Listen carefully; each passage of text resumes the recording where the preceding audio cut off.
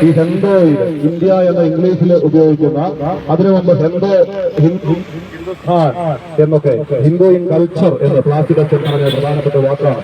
അങ്ങനെ ഒരു സഭയാണ് നമ്മുടെ സഭ. അങ്ങനെ ഇവിടെ ഹെന്തോയില് ഇന്നത്തെ ഇന്ത്യയല്ല, പാകിസ്ഥാനും അഫ്ഗാനിസ്ഥാനും നേപ്പാളും ബംഗാളും ബംഗ്ലാദേശും ശ്രീലങ്കയും എല്ലാം ഉൾക്കൊള്ളുന്ന വിശാല ഇന്ത്യ. ആ ഹെന്തോയില് അത് ആദ്യം ഉത്തരേന്ത്യയിലും പിന്നീട് ജെറൂസലേം ദിവസം പങ്കെടുക്കാൻ വേണ്ടി എല്ലാ സ്നേഹമാരും ഉണ്ടായിരുന്നു എന്നാണ് ബൈബിളിലൂടെ നമ്മൾ മനസ്സിലാക്കുന്നത്. അപ്രകാരം തോമാസ് ശ്ലീഹ തിരിച്ചുപോയി. അപ്പൊ ആ രണ്ടാമത് സൗത്ത് ഇന്ത്യയിലേക്ക് അദ്ദേഹം എത്തിച്ചേരുകയാണ് ചെയ്തത്. മാല്യങ്കര, കൊടുങ്ങല്ലൂര്, ആ സ്ഥലമൊക്കെ ഇപ്പോൾ കടലിനടിയിലാണ് അത് പറയുന്നത്. കടൽ ഇങ്ങനെ ഇടയ്ക്ക് കയറുകയും ഇറങ്ങുകയും ചെയ്യും. ഇടക്കാലത്ത് കടുത്തുരുത്തി വരെ ഉണ്ടായിരുന്നു. ആ കാലഘട്ടത്തിലൊക്കെ സഭയുടെ കേന്ദ്രം ഇവിടമായിരുന്നു. പകലോമത്ത് എന്നുള്ള കുടുംബം, അതിലെ പ്രധാനപ്പെട്ട കത്തനാരന്മാരായിരുന്ന അർക്കദിയാക്കന്മാര്, പള്ളിയോഗം, ഇങ്ങനെയുള്ളൊരു സംവിധാനമാണ് ഇവിടെ നിലനിൽക്കുന്നത്.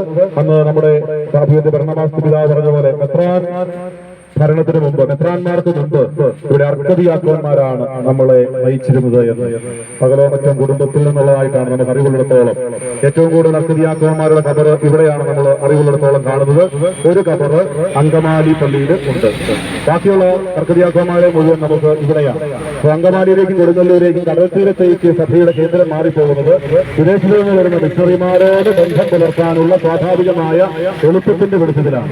ഏതൊരു രാജ്യത്തിന്റെയും തലസ്ഥാനം എപ്പോഴും ഏറ്റവും സേഫ് ആയിട്ടുള്ള സ്ഥലത്തായിരിക്കും. അപ്രകാരം ഏറ്റവും സേഫ് ആയിട്ടുള്ള സ്ഥലമായിട്ട്, കടൽ വിട്ടിട്ടുള്ള ഒരു പ്രദേശമായിട്ട് നമ്മുടെ നസ്രാണികൾ കേന്ദ്രമായിട്ട് തെരഞ്ഞെടുത്ത പ്രദേശമാണ് ഇവിടെ. നമ്മൾ നിൽക്കുന്ന സ്ഥലം പുണ്യഭൂമിയാണ്.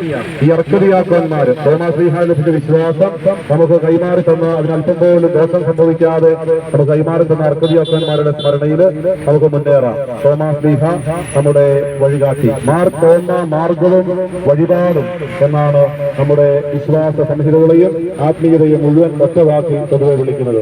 നമുക്ക് അടുത്ത സ്റ്റേഷനിലേക്ക് നീങ്ങാം.